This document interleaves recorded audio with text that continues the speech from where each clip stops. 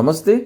Hyderabad Gachibowli stadium వేదికగా జరిగిన ప్రతిష్టాత్మక ఇంటర్ కాంటినెంటల్ కప్ 4వ ఎడిషన్ 2024 ఫుట్బాల్ టోర్నమెంట్ విజేతలైన సిరియా ఆటగాళ్లను ముఖ్యమంత్రి రేవంత్ రెడ్డి అభినందించారు. ఈరోజు భారత్తో జరిగిన మ్యాచ్లో సిరియా విజయం సాధించింది. దీంతో సిరియా ఏ ఎడిషన్ విన్నర్గా నిలవగా ముగింపు వేడుకల్లో ముఖ్యమంత్రి రేవంత్ రెడ్డి ఆ జట్టుకు ఇంటర్ కాంటినెంటల్ కప్ 2024ను అందజేశారు.